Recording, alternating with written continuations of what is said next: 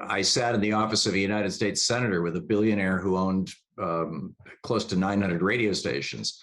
And the senator said, why don't you put a progressive show on some of your stations? You got hundreds of stations carrying right-wing stuff all day, every day. And the guy said, I'll never put anybody on the air who wants to raise my taxes. I mean, that's kind of the mentality. I sat at lunch with I believe he was a vice president with another radio network, the Salem Radio Network, years ago, and said, you've got a conservative lineup in every major city in America. Why not, consider my show, for example? And he said, we're a Bible publishing company. That's how we started out. And we only put Christian voices on the air, failing to mention that two of his top hosts were Jewish. And I said, well, I'm a Christian. And he said, no, you can't be a liberal and a Christian, or words to that effect. I mean, people who think that the media is politically neutral in this country, or at least the management and ownership of the media in this country are politically neutral, are deluded. These are very large corporations. In some cases, they're owned or run by people who are ideologically hard to the right. In other cases, they're simply following the proscription that corporations must put profits first, like Les Moonves, the head of CBS News, famously telling his investors back in 2016, Donald Trump may be terrible for America, but he sure is making a pile of money for CBS. Keep at it, Donald. So I operate under no illusions that tomorrow or next month or next year, you or I or any of our colleagues on the left in the media are suddenly going to have large platforms.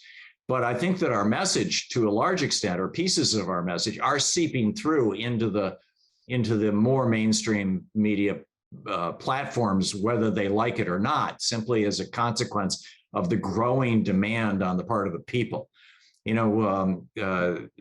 Strauss and Howe, in their book, The Fourth Turning, talked about how every 80 years there would be a major transformation in the United States, and historically always has been. It was 80 years from the Revolutionary War till the Civil War. It was 80 years from the Civil War to World War II. It was 80 years from World War II to now. And they quoted Toynbee saying, when the last man who remembers the horrors of the last great war dies, the next great war becomes inevitable, pointing out that every 80 years there was a crash followed by a war. I think it's a little more nuanced than that. I think that what we're looking at, if that 80-year cycle is true, and it appears to be, I think it's more that we're looking at blocks of 40-year cycles. And I'd love to hear your analysis of this, Richard, either now or someday, in my program. That for 40 years you get a group that is pushing the country farther and farther to the right, kind of the John Adamses of the founding generation, who didn't think the rabble should, property owners should be the only ones allowed to vote and all that kind of thing. And then you have a pushback against that for 40 years where it gets more progressive. Excuse me, I got it backwards. You got 40 years of progressivism, and then a pushback for 40 years where the country gets more regressive and more conservative. And then it blows up, the Civil War, and then it becomes more progressive for a while, and then it becomes more conservative, and it blows up, World War II. And then, so I really think that what we're looking at now is the tail end of one of these 40-year conservative cycles, and we're about to shift into another 40-year progressive cycle. I'm not completely wedded to that idea or notion, but I find it fascinating. I find it fascinating. I also find it very hopeful and attractive.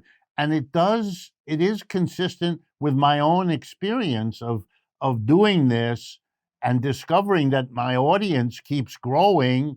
And I'm not deluded. I know it isn't me. I know it is the realities of life that are bringing people to my audience, as I'm sure they come as well to yours.